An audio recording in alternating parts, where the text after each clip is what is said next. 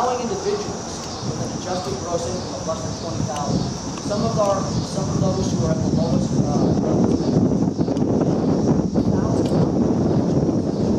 bringing their total exemption of loopholes, sales and use tax. They talk about this every year in D.C. We actually got it done here at Missouri State Government this year. That's going to allow companies from neighboring states to sell and deliver goods to Missouri residents tax-free.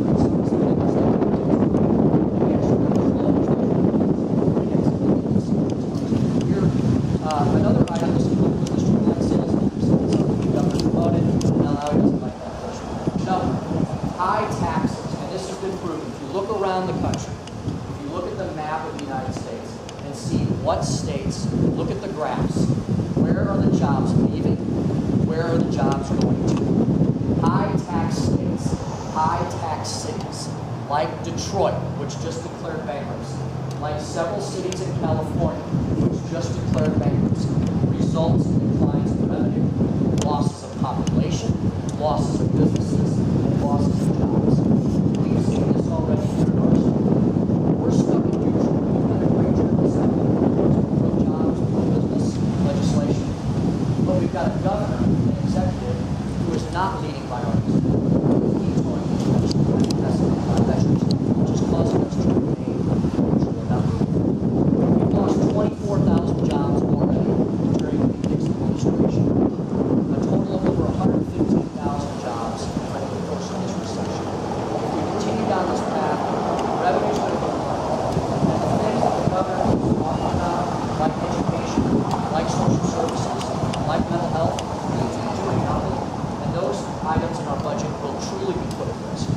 House Bill 253 is not the vehicle that's putting those at risk. Doing nothing is putting those budgetary items at risk. Our neighboring states that have modern, current economic development policies, something that Governor Nixon has lacked in the 5 years he's been in office, like modernized tax systems, they're being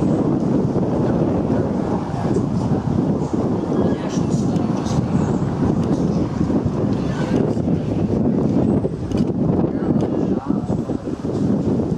Where is the population moving to? Where are people earning more wages? It's no mistake. In the South to the West. Largely red states governed by aggressive yet conservative leaders who are putting policies in place like House Bill 250. Where are the jobs and population and growth being lost? From the Rust Belt, from the east and the northeast, where people are leaving droves due to massive taxing schemes, due to massive overspending, loaded in the systems of government. And pension systems, like our sister state in Illinois, billions of dollars. They're not paying the Medicaid providers. They don't know what to do. They're just browsing around. You know, a recent poll was taken across our entire state, a huge sample of Missourians. And what that poll showed in a comprehensive way is that Missourians on both sides of the political spectrum, both sides of the aisle, want lower spending, smarter government, more streamlined government, not a bloated system of waste, fraud, and abuse like we've seen in Washington, D.C. You know, we can just look around the country again, look at what they've done in states like Oklahoma, which several years ago passed a very aggressive tax package. They just reported this month record revenue receipts. Let me say that again. They cut taxes in Oklahoma much more aggressively than House Bill 253 does, and they're experiencing record growth in revenue. Tennessee has never had an income tax. They pay their workers on average higher wages than here in Missouri. They are growing their economy. Major corporations are moving there. Their budget is increasing larger and larger than Missouri. What does that mean? More money for education, more money for mental health, more money for social services. It's not done on the backs of the income producers. The education establishment is signing with Governor Nixon and asking us to uphold this. Their position on this is very misguided. I also believe in giving our children first-class education in the state of Missouri. Representative Riddle and I Jeannie's a former educator. She stands with me. She knows what true education is. She knows that money is not the answer to solving our education. But this bill will not take away from that spending. As I mentioned, if we do nothing, that is much, much worse. If we pass House Bill 253 override, my prediction is our budget will grow and there will be more money for education. This battle was had back in the early 2000s when the Republicans first took over the General Assembly. And many of the same arguments that are being utilized now were utilized back then. We had $1 billion hole in our budget thanks to Governor Fulton. And it was Republicans in the General Assembly that put our state back on track for fiscal sanity. We balanced the budget. We had to make some serious decisions. Guess what did not happen? That the education establishment and all the fear mongers back then said.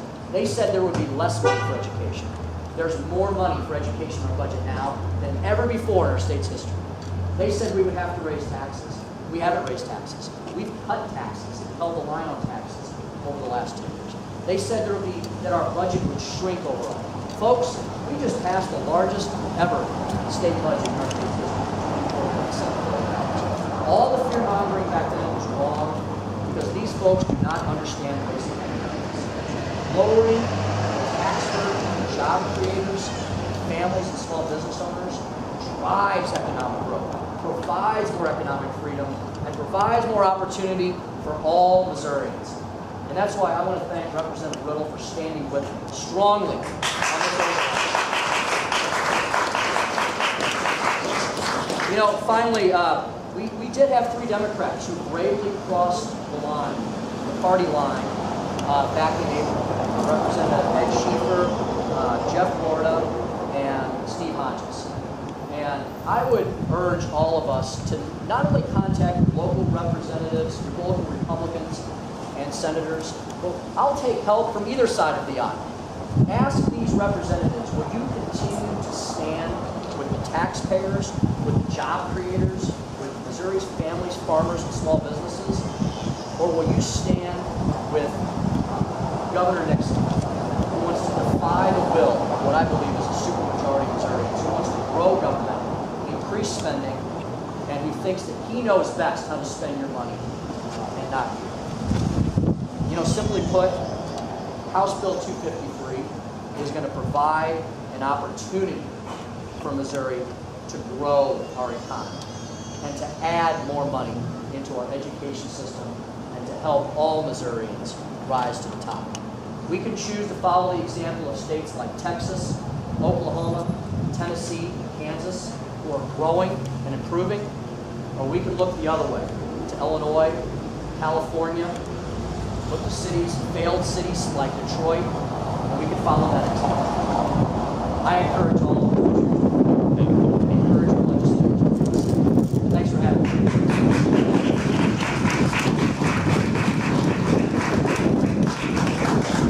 Haven't noticed we have the media here, but I'm happy to take questions from any of them or any of you.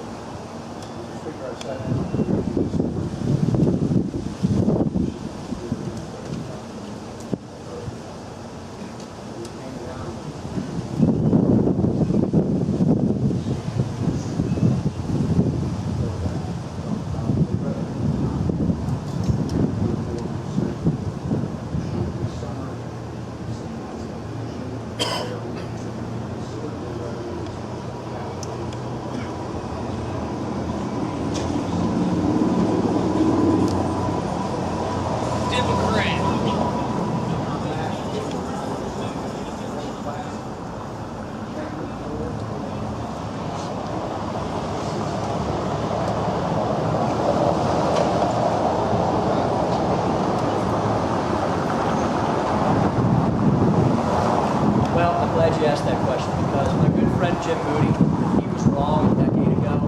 He said many of these same things. He had to admit he was wrong. There's a great Post-Dispatch article. I'm surprised they ran it. Ran it in my favorite old-time paper.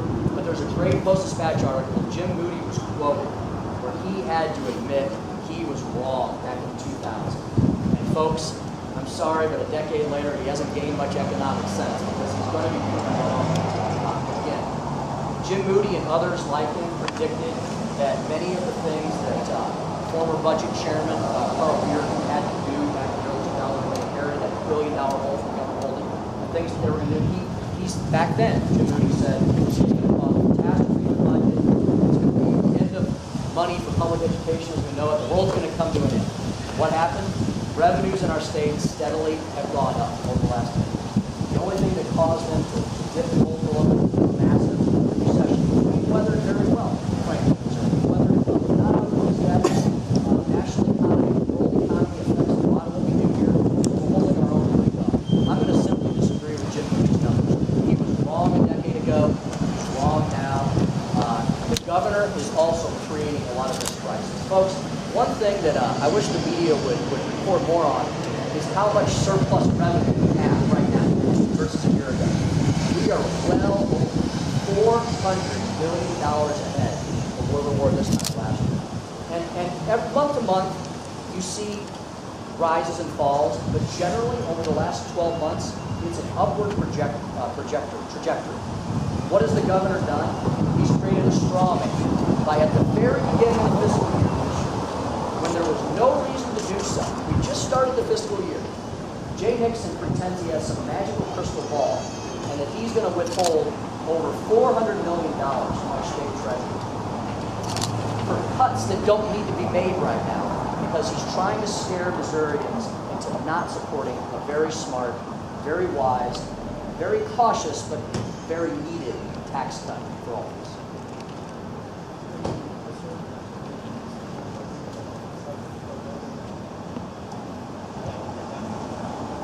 That's a great question. I would say the momentum is definitely on our side.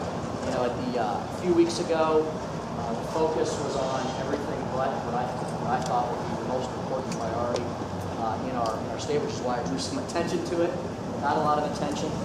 I receive phone calls every day from state reps, from state senators, from constituents all across the state of Missouri, giving me some insight, giving me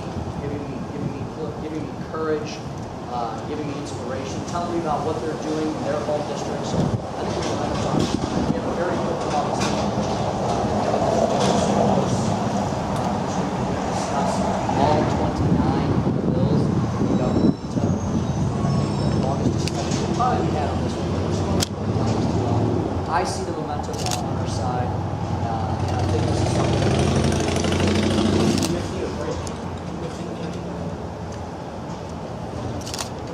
again, that's something the caucus is ultimately going to decide this weekend. But again, I think the momentum is to take a vote, and I think right now the momentum is that we will have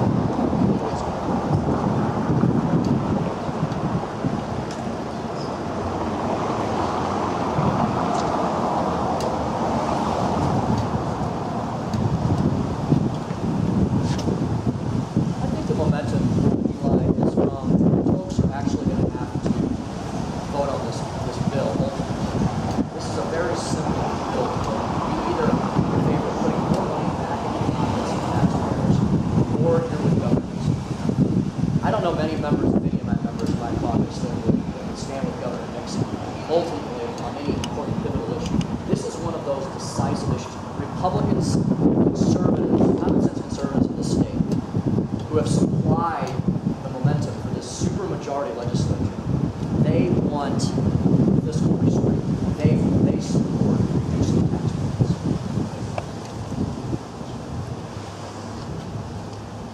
I don't believe anybody is a hard no on this issue. I believe the door is open for everyone to vote yes, including the 3 Democrats.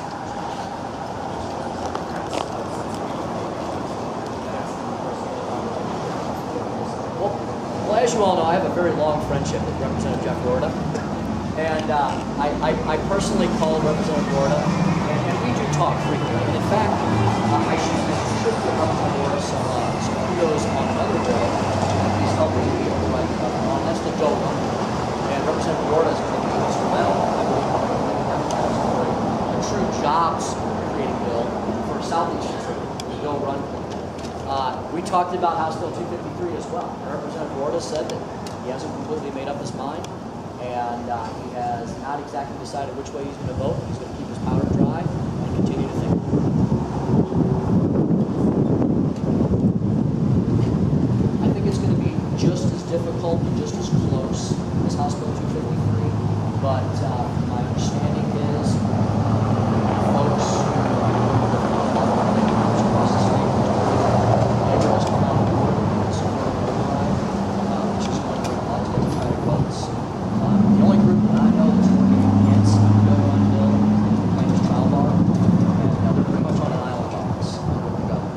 rest of the state, which wants us to create jobs in southeast Missouri, is supportive of that.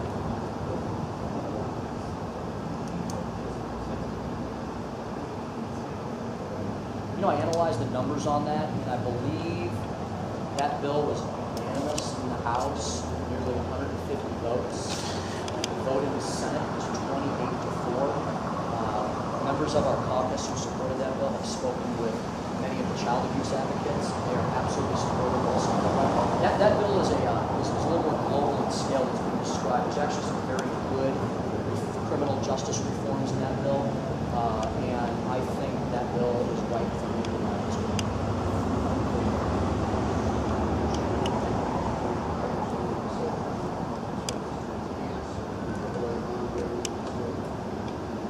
You know, I think it will. I think it could, yes, because if you don't cherry pick quotes from the recent Moody's report on that bill, like the governor did, and if you actually read the entire report, like our caucus has, you would see an important paragraph near the end of that bill that says the greater danger to Missouri is doing nothing to its tax policy and just continuing to do more of the same with a very high, basically, essentially very high 6% flat tax on every worker in the state. So that report could be read that if we don't override 253, we put our bond rating in danger.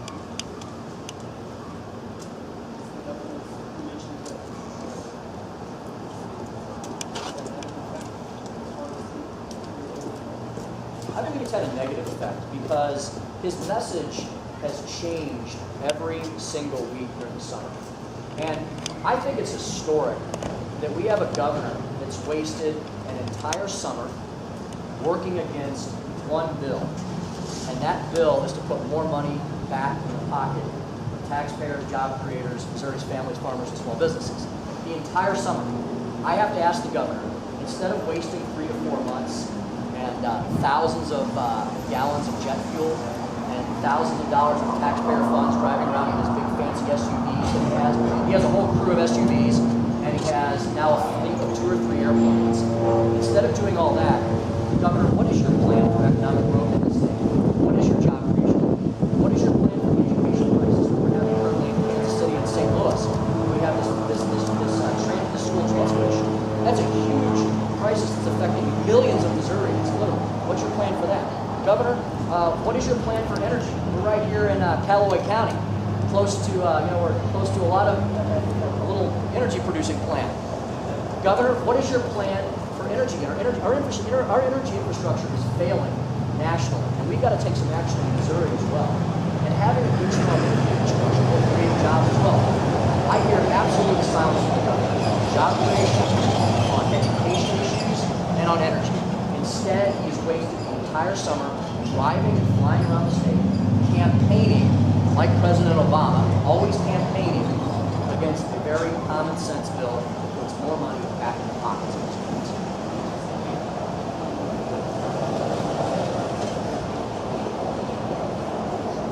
Well, today we drove up here in our little Pontiac, and on my way to Jefferson City, because we have a leadership meeting tomorrow to discuss the upcoming caucus in St. Louis and the veto session. And I have spent the summer on my own time, on my own dime, traveling to various parts of the state. I will continue to do so. And I think as we get closer, once we get kids back in school and the Labor Day holiday concluded, I think you're going to see a strong push by all of my colleagues across the entire state and their local communities to override House Bill 253. And if somebody asks me to come to their neighborhood, I'll be there.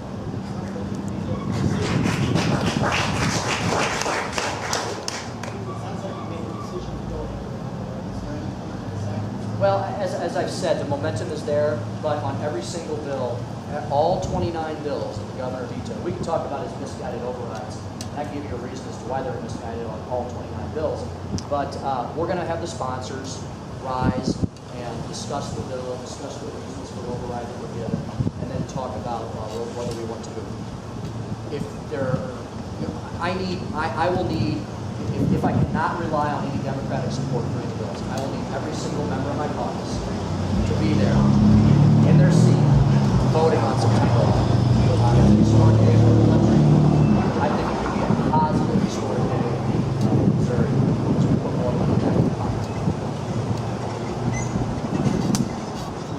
questions from anybody else? Folks have any questions? All right. Well, I'm sure you're all here because you support this effort, and I appreciate you turning out. Thank you all very much.